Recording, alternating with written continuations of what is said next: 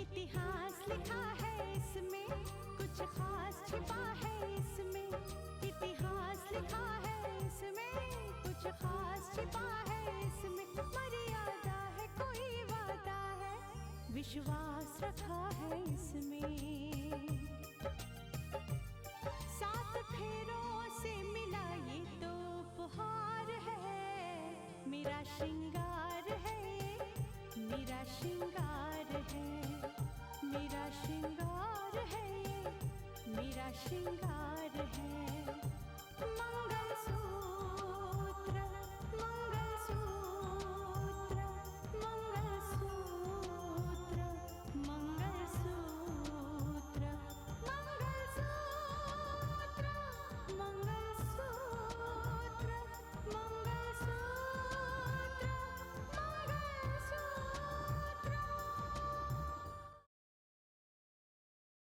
पर तो हमें पड़ रहा है ना मौसी जी, हमारा न्यूज चैनल बंद हुआ है।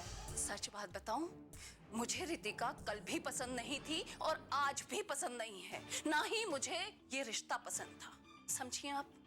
और यही वजह है कि आप उसे परेशान करने की, उसकी गलतियां ढूंढने की कोई ना कोई वजह ढूंढती रहती। अब तुम जो कुछ भी करोगे मैं तुम्हारा पीछा करूंगी,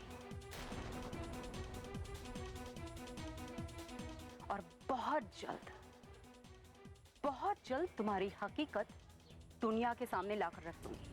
और अगर हालातों से खुद नहीं लड़े, एक दूसरों से लड़ते रहे, तो जो ये रिश्ते होते हैं बद से बदतर होते जाते हैं। सुजाता जी का अपने घर में इस कदर आके रितिका को हर बात में जिम्मेदार ठहराना साफ जाहिर करता है कि रितिका उस घर में किस कदर परेशान रहती होगी। उनकी आंखों में रितिका के लिए नफरत ही नफरत नजर आती थी। अब माँ बाप को इतना जिद्दी भी नहीं होना चाहिए ना कि बच्चे अगर अपनी मर्जी से शादी कर लें तो बस उनके दुश्मन बन जाए। और फिर काजल से उन्हें इतना ही लगाव है तो उसकी शादी किसी अच्छे घराने में क्यों नहीं करवा देती? ये बात काजल से जुड़ी हुई नहीं है। सुजाता जी की नफरत काजल और मानस की जो शादी नहीं हो पाई उसकी वजह से नहीं है, वजह कुछ और ही है। क्या वजह हो सकती है? मुझे लगता है कि वो पुरानी बातें आज भी नफरत बनकर सुजाता के दिल में बैठी हुई हैं, और वही नफरत है जिसकी वजह से उसने आज तक रितिका को नहीं अपनाया। किस नफरत की बात कर रहे हैं आप? शारदा, मैंने तुम्हें बताया था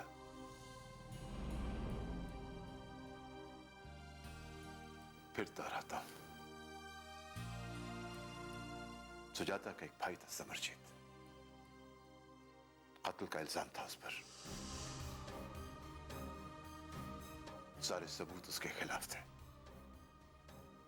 उसका केस मेरी कोर्ट में आया था, फैसला मुझे करना था। सुजाता मेरे पास आई, मुझे नहीं मालूम था कि वो सुजाता का भाई है। मुझसे कहने लगी कि मैं समरजीत को छोड़ दूं और उसे बेनिफिट ऑफ डाउट दे दूं। कैसे कर सकता था मैं? यदि तुम चाहो तो उसे रिहा कर सकते हो, उसे बेनिफिट ऑफ डाउट देकर रिहा करवा सकते हो। ये पावर तुम्हारे हाथ में है, प्लीज। मुझे आज भी वो लफ्ज याद है जो सुजाता जाते वक्त मुझसे कहकर गई थी। मानस और रितिका की शादी के बाद बहुत बाद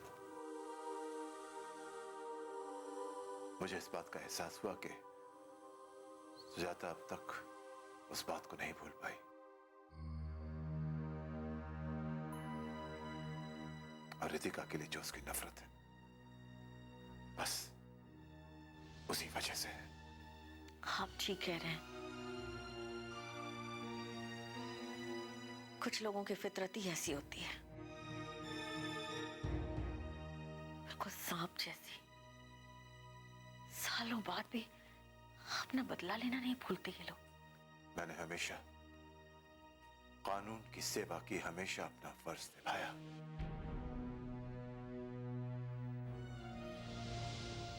और उस फर्ज निभाने में कितना कुछ मुझे खोना पड़ा है, ये मैं ही समझता हूं। फर्ज की राहों में ऐसी रुकावटें तो आती ही रहती हैं। ऐसी मुश्किलों का सामना करना ही पड़ता है। आप एक काम करें, खुद सुजाता जी से एक बार मिलकर उनसे बात कर लीजिए। आप जाकर बात करेंगे तो शायद उनके बर्ताव में कोई फर्क आ जाए। ठीक है, मैं उसे दोबारा समझाने की कोशिश करूंगा कि कानून के रास्ते पर चलते हुए जो मैंने अपना फर्ज निभाया है, उसे मेरी बेटी की खुशियों के रास्ते में ना आने दें।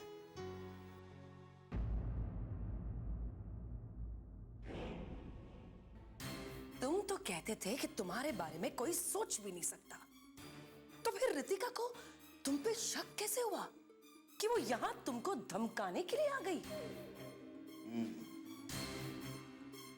यही तो मेरी समझ में नहीं आ रहा। लेकिन एक बात तय है स्नेहा, उसे मुझ पर सिर्फ शक है, पुख्ता यकीन नहीं। ये भी हो सकता है कि उसकी शक की वजह इसलिए हो क्योंकि जिस वक्त राकेश गिरफ्तार किया गया था, उस वक्त घर में बाहर का एक मैं ही था। अगर उसके शक की ये वजह होती तो वो तुम पे बहुत पहले शक कर चुकी होती।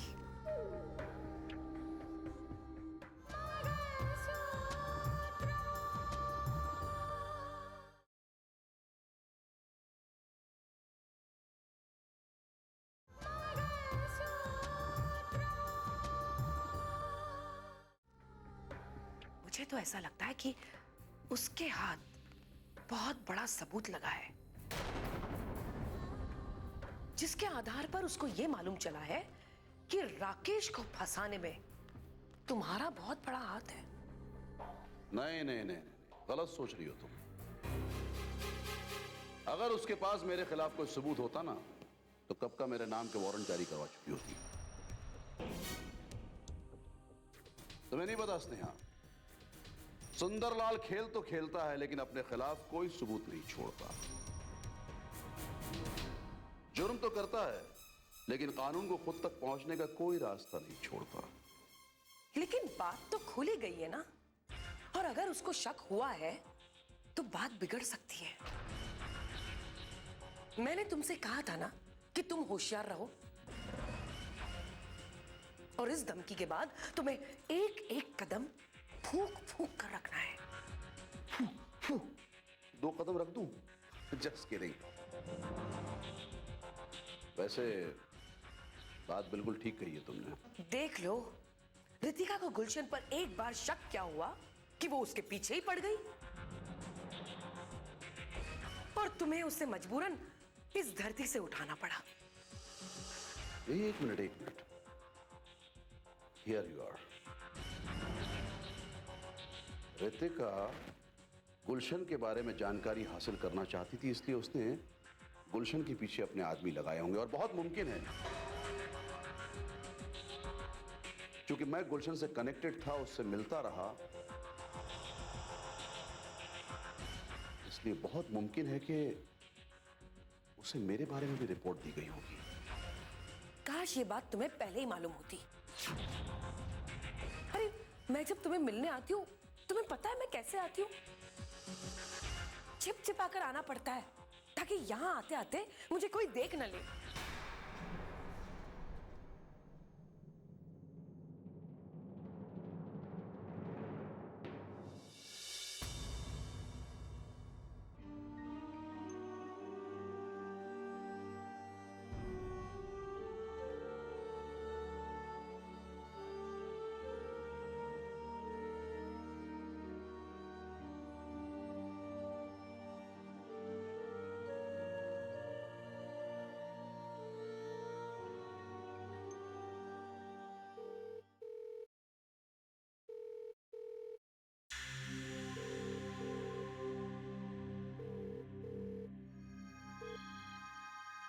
हेलो।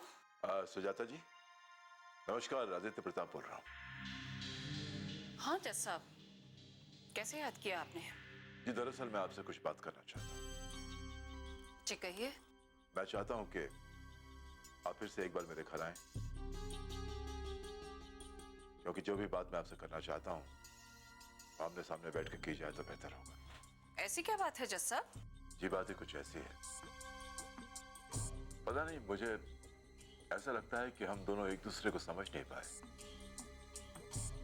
ना आप मुझे समझ पाए ना मैं आपको समझ पाया। रितिका के साथ जो कुछ भी हो रहा है ना, जो भी मुश्किलें उसकी जिंदगी में आ रही, उसकी शायद वजह भी यही। जी मैं आपकी बात समझी नहीं। इसीलिए मैं चाहता हूं कि आप मेरे घर तशरीफ लाएं, बैठकर बात करेंगे तो समझ में आ जाएगा। आपको पता है जज साहब कि मेरे घर के हालात क्या है? मेरा बेटा यहाँ वहां धक्के खा रहा है और हमारा चैनल बंद हो गया है। आपको क्या लगता है कि आपका ये दुख मेरा दुख नहीं? मानस के साथ जो कुछ भी हुआ है उससे कितनी तकलीफ मुझे और मेरे परिवार को हुई, मैं आपको क्या बताऊं। खैर छोड़िए, मैं कल आपसे आकर मिलती हूँ। जी मैं आपका इंतजार करूं।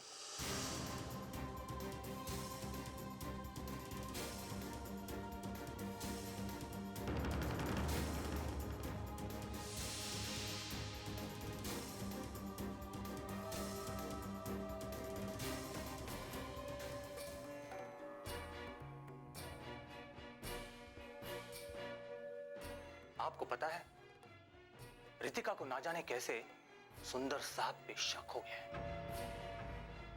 ये बात मुझे पहले से पता चल गई थी कि जब हम अपना खेल शुरू करेंगे तो रितिका को पहला शक मामा जी पर ही होगा, क्योंकि मामा जी रितिका को बहुत अच्छी तरह जानते हैं।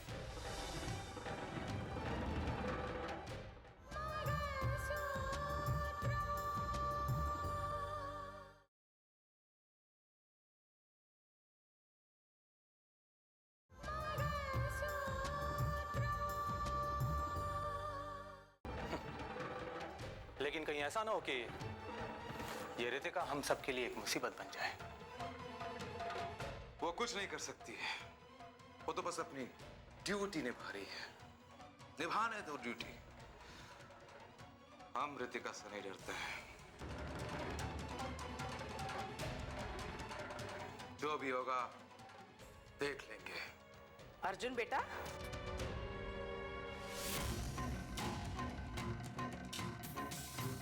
बेटा अर्जुन।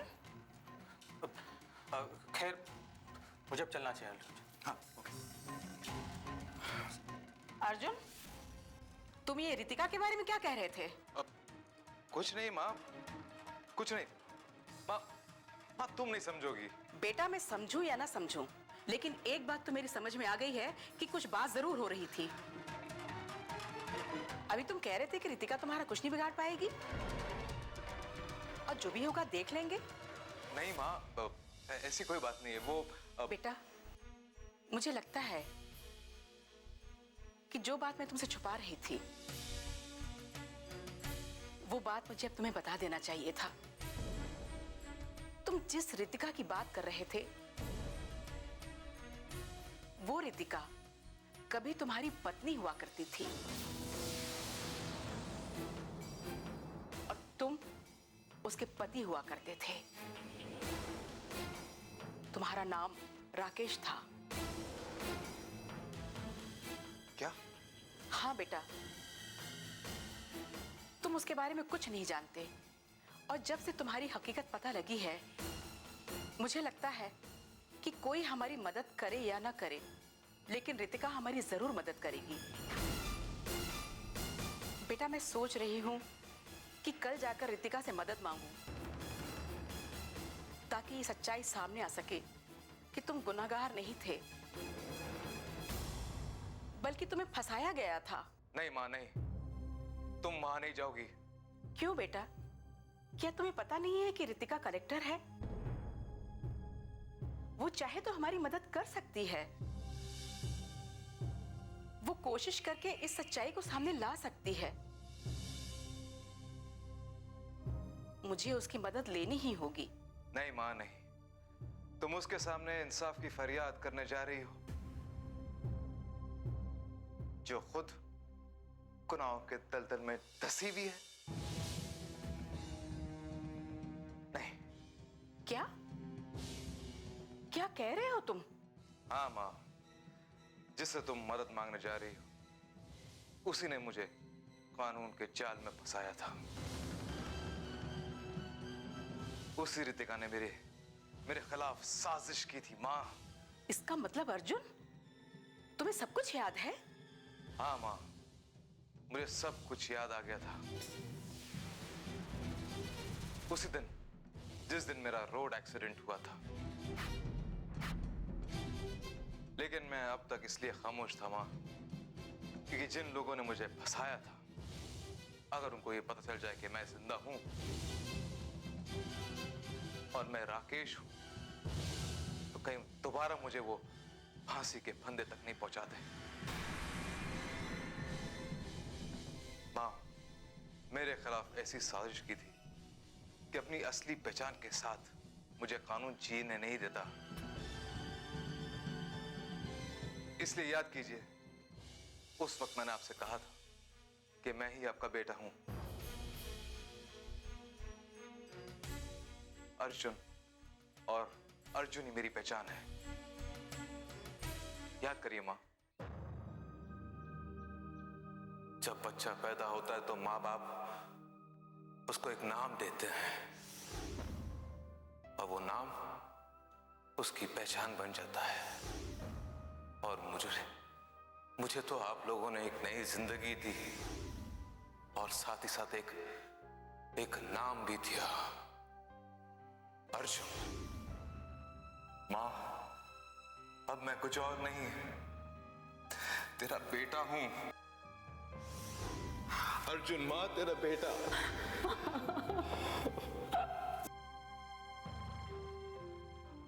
उस वक्त मैंने ये बात आपसे इसलिए की थी क्योंकि मेरी याददाश्त वापस आ चुकी थी माँ।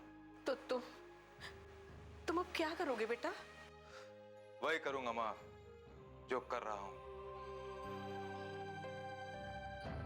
बहुत सारे लोगों के चेहरे से मुझे नकाब उठाने हैं, सबको सबक सिखाना है। लेकिन माँ, फिलहाल प्लीज आप ये सारी बातें किसी से मत कहना, ठीक है?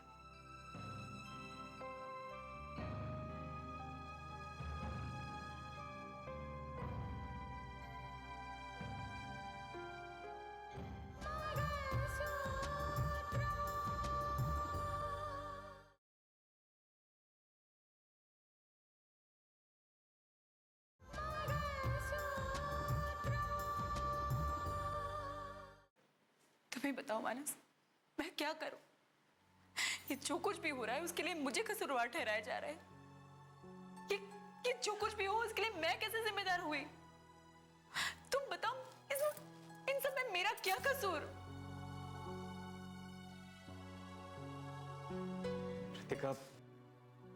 रितिका, ये बात किसी के समझ में नहीं आ रही है कि आखिर हमारे ही साथ ऐसा क्यों हुआ है, किस लिए हुआ है। देखो मानस, मैं खुद एक लड़ाई लड़ रही हूं और अगर उसमें मेरे अपने, मेरे घर के लोग मेरी ताकत नहीं बन सकते तो मुझे कमजोर तो ना बनाए। अब अगर सरकार ने हमारी चैनल बंद करने के लिए ऑर्डर पास किया है तो इसमें मेरी क्या गलती? नहीं रितिका, गलती मेरी है। मेरी ही गलती की वजह से ये हालात सामने आए हैं। इसके लिए तुम्हें कोई कसूरवार नहीं ठहरा सकता है। नहीं मानस, सब लोग मुझे ही दोषी ठहरा रहे हैं। मैं अपना फर्ज निभाना चाहती हूँ, अपनी जिम्मेदारियां निभाना चाहती हूँ, लेकिन सच बताऊं मानस, जब सबकी आंखों में नफरत देखती हूँ ना तो मैं टूट जाती हूँ। बर्दाश्त नहीं होता। रितिका प्लीज प्लीज रितिका, हिम्मत रखो, हिम्मत से काम लो। पर मत भूलो कि तुम कलेक्टर हो। एक कलेक्टर की आंखों में मजबूरी के आंसू अच्छे नहीं लगते हैं रितिका। मैं मानती हूँ मानस कि कलेक्टर बनना मेरी जिंदगी का सबसे बड़ा अचीवमेंट है। मैं मानती हूँ और इसके लिए सबने गर्व भी किया तो अच्छा लगा। लेकिन मानस, कलेक्टर बनने के बाद एक भी दिन में अपने तरीके से जी पाई जैसे मैं पहले जीती थी? रितिका, नहीं, कभी भी नहीं। हर कदम पर समाज की बेड़ियां मेरे कदमों में लिपटी रही। मैंने जो चाहा मैं नहीं कर पाई और हर कदम पर मुझे यह एहसास दिलाया जाता है कि मेरे माता पिता का मान सम्मान, पूरे खानदान की इज्जत का बोझ मेरे कंधों पर है, जिसे मैं चाहकर भी उतार नहीं सकती। मैं समझता हूं रितिका, समझता हूं मैं। आज की लड़की चाहे कुछ भी बन जाए, लेकिन सारी जिम्मेदारी, सारे काम का बोझ उसी के कंधे पर होता है। लेकिन ऐसा क्यों मानस, क्यों? मैं पूरी आजादी के साथ अपने कदम नहीं उठा सकती? मुझे बार बार ये एहसास दिलाया जाता है, ये याद करवाया जाता है कि मैं जस्टिस आदित्य प्रताप की बेटी हूं। मेरी कोई पहचान नहीं है।